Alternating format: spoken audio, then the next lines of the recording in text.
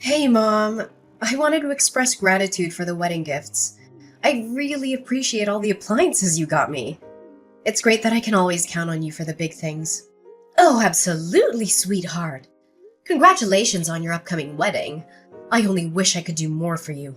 But honestly, it's been my pleasure. There's no need for you to thank me separately like this. After all, I am your mother. Well, thank you. But, you're not technically my biological mom. Wait, what? What do you mean, dear? Oh, come on. No need to play coy. You're not my biological mother. But I wanted you to know that I'm so grateful for everything you've done for me. Wait. Hold on a second. What are you trying to say here, Eleanor? Did you actually think I didn't know? You thought I believed you were my birth mother all these years? What on earth are you talking about? I am your mother, Eleanor. Seriously, no need to play innocent. Just because you've raised me for 28 years doesn't mean you're biologically related to me. It's not like feeding me, dressing me, teaching me things over the past 3 decades made my genes suddenly yours. It's not like all the care and love you've given me somehow changed me to be your own daughter. Hold up, Eleanor. What's going on? Why are you saying this? Don't try to act clueless. Stop saying what? It makes you sound stupid. Raising me and pretending to be my biological mother all this time? It's not fair to my real mother, you know. Can you even imagine how she must have felt after losing her baby to someone else? Eleanor, I am genuinely confused. Where is all of this coming from? What have you heard? I can't believe you're spewing out these awful, hurtful things at me. Are you even thinking about what you're saying? Hurtful? Seriously? What about you essentially taking someone else's baby? You don't get to accuse me of being hurtful. Eleanor Barnes! Oh, so you're the hurtful one now. What about you stealing a newborn from a real mother? If it weren't for you, my real mom could have married Daddy. And the three of us could have been a real, true family. If it weren't for you, I would never have had to grow up with a fake mom. My poor birth mother had to go on living her life with her heart broken into a million pieces. And I ended up living this humiliating pretend life. All because of you. Eleanor, you're completely misinformed. I didn't steal you as a baby. You're suggesting something illegal and horrible.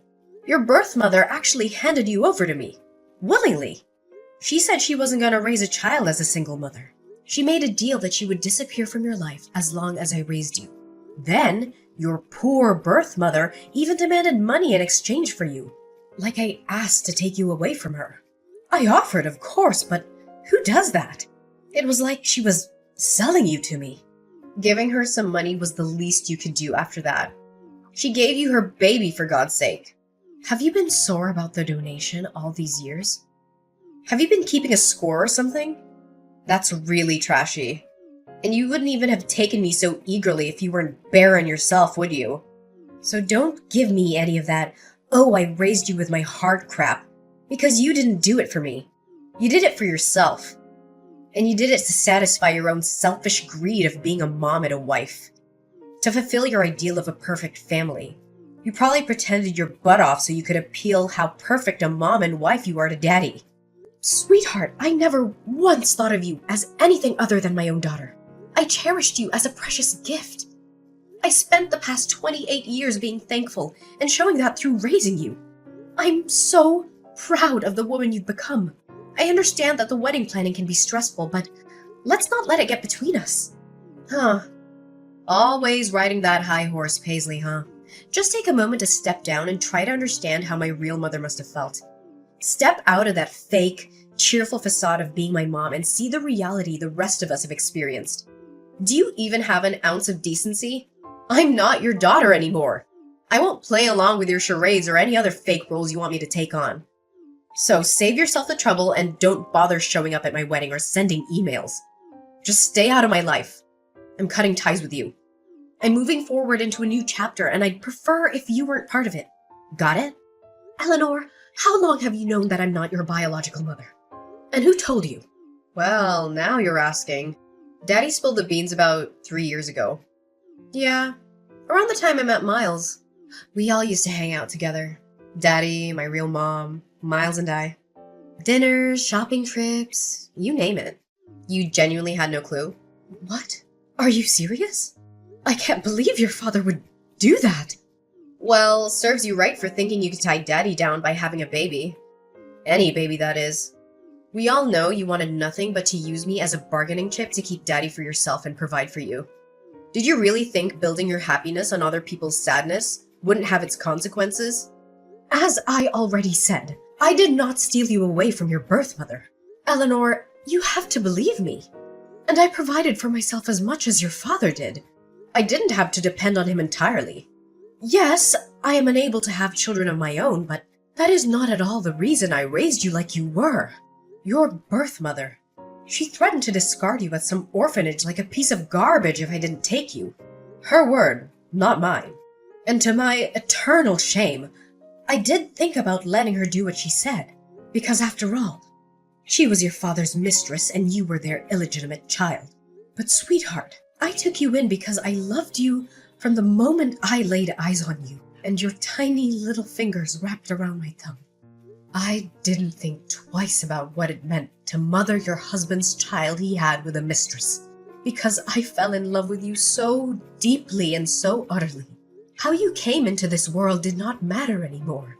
Just that you did come into my world. Can't you understand that, baby? Ugh, please spare me the tear-jerking drama. This isn't Hollywood. Save your sappy stories and just leave me alone. I've already confirmed my birth mother's attendance at my wedding. As my real mom, of course.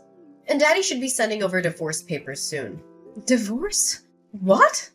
Ugh, why are you being so slow? Daddy told me he has never forgotten about my birth mother. His true love. He couldn't leave you because you were so adamant about giving me a proper childhood with loving parents and all that crap. But now that I'm a grown adult who can take care of herself, he's finally opening his eyes to the possibilities, I guess. To go after his own happiness.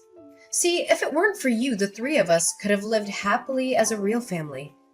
You tore us apart. You shattered our future together. And you've had your share of fun. It's time to set things right, Paisley. So leave us be. And if it turns out it's your turn to spend the rest of your life in sadness and regret, then deal with it. My mom surely did for long enough. All right, if this is what you truly want, I'll leave you to be with your real parents. Mind you, I'll have to cancel the $30,000 charge on my credit card for the things I ordered off your registry. And I'll have you and your daddy's belongings packed up into suitcases or something and leave them by the door. Come get them and go on off to wherever it is that you want to go off to. Whoa, wait, what? Cancel this stuff for my registry? Why would you do that? Those are for my wedding. Why would you cancel gifts from a registry, Mom? Mom? I thought you didn't want me to be your mom, let alone think of me as one. If I could, I would get a refund on everything I spent in the past 28 years raising you.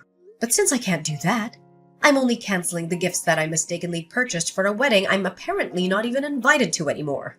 Oh, your honeymoon was reserved with my credit card too, wasn't it? And your wedding venue. What about the catering service? Flowers?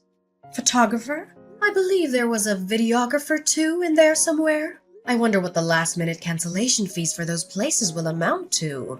Surely not a drop in the bucket compared to what I've gladly spent on you your whole life. Oh my god. That's so petty. You can't take back gifts. Who does that? You got me those things because you wanted to, didn't you? There are no take-backs.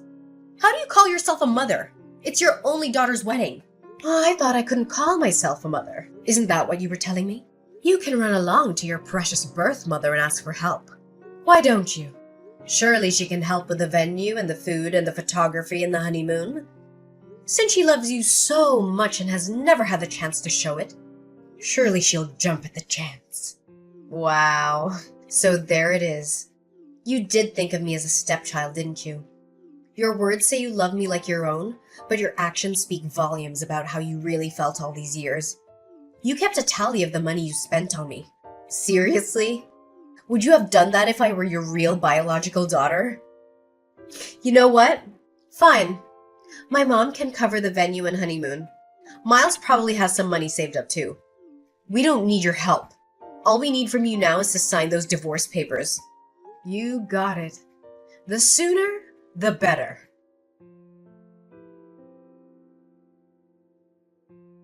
And in a way, I'm uncertain if I ever truly forgave her. But in that moment, all that mattered was before me. I gazed upon what could have been perceived as a lump of flesh, and then she opened her eyes, meeting mine. I gently touched her hand, and she curled her tiny, delicate fingers around my thumb. She was mine. In that moment, I believed in the intricate mysteries of God's design. This perfect child had been delivered to me as if by divine intervention. She was a gift, and in turn, I was designed to be her mother. The saying, blood is thicker than water, held some truth, but what truly resonated was that love could defy all odds. Eleanor brought a joy I had never dared to dream of before. The first time she called me Mama, the moment she took her initial steps, her genuine delight in the meals I prepared. Those instances were all emblematic of a kind of love that transcended boundaries. Her small hand in mine as we walked together, the handmade artwork she gifted me on Mother's Day. She had been gradually filling the void within my heart, until it was overflowing with a love I never thought possible. I could have never foreseen that one day she would utter those hurtful, devastating words she hurled at me today. My husband's confession to his ongoing affair with Shelley's birth mother shattered the foundation of our 33-year marriage. Our life together unraveled in the blink of an eye as we walked out of the courtroom with our marriage officially dissolved. Once back home, I hastily gathered their belongings, tossing them into any available box, and left them outside my door. The sight of my now half-empty home was a stark reminder of the abrupt changes that had befallen me. As I tried to process the shock of it all, a text message notification illuminated my phone screen, a message from my now ex-husband.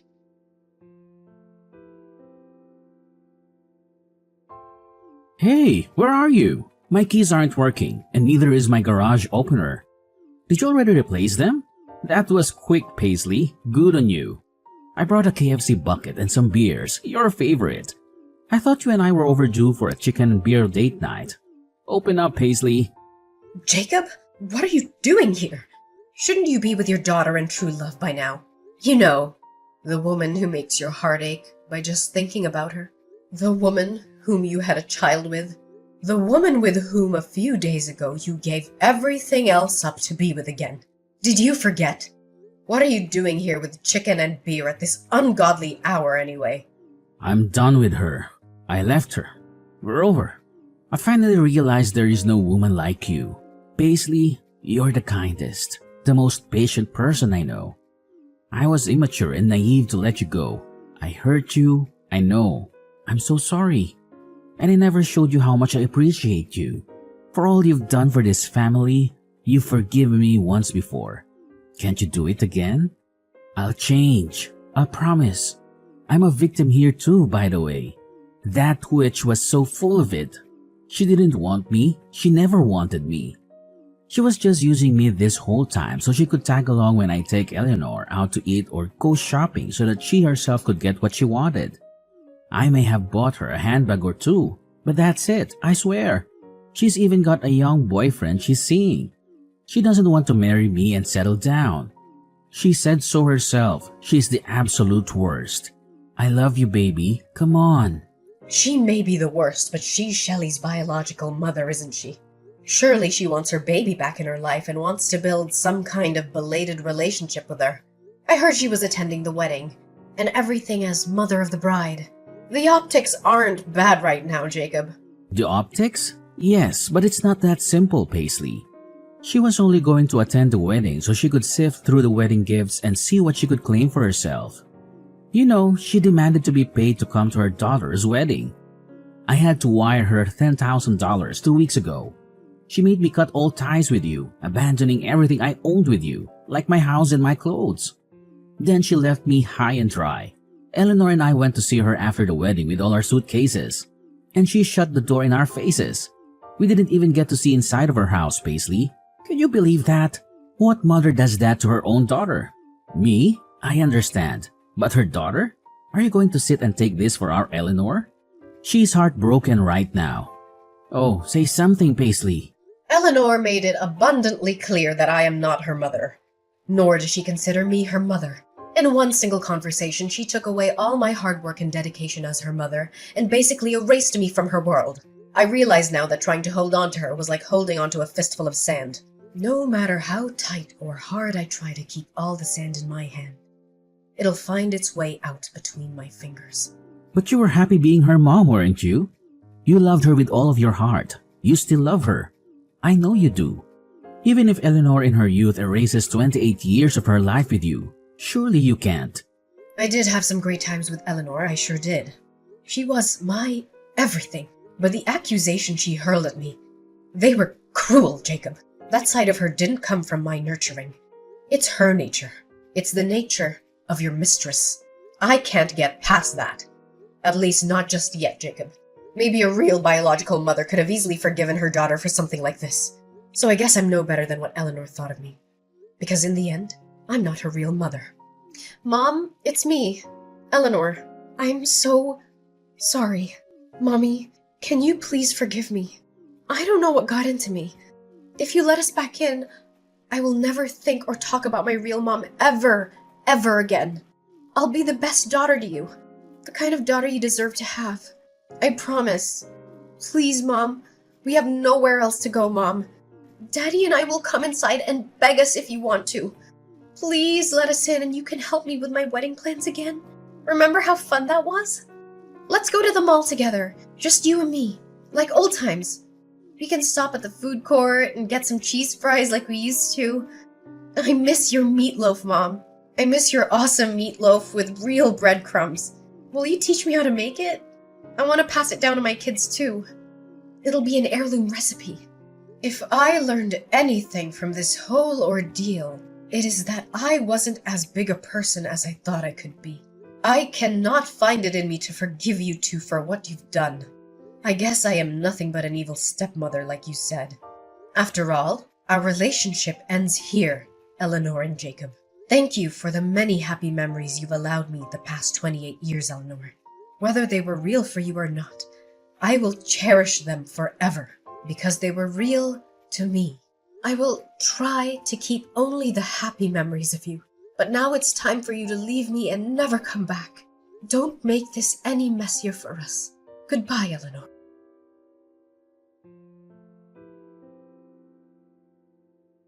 The echoes of their persistent knocking and frantic kicks reverberated through the silence, a desperate symphony of anger and rejection. I stood on either side of the door, the barrier between my past and the uncertain future I was determined to embrace. After dialing the police, 2 patrol officers arrived. Their stern words and authoritative presence finally managed to quell the storm outside my home. Shelley's fiancé, Miles, and his family openly voiced their disappointment at the sudden upheaval caused by the withdrawal of their wedding venue and honeymoon down payments.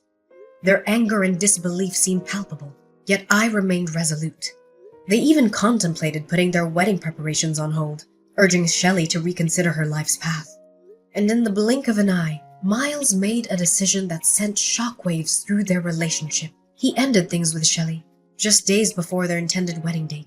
Amidst the chaos, Shelley bombarded me with messages and calls, hurling curses my way and placing the blame squarely on my shoulders. It was tempting to succumb to my habitual instincts and try to mend things, but I recognized that I needed to tread a different path.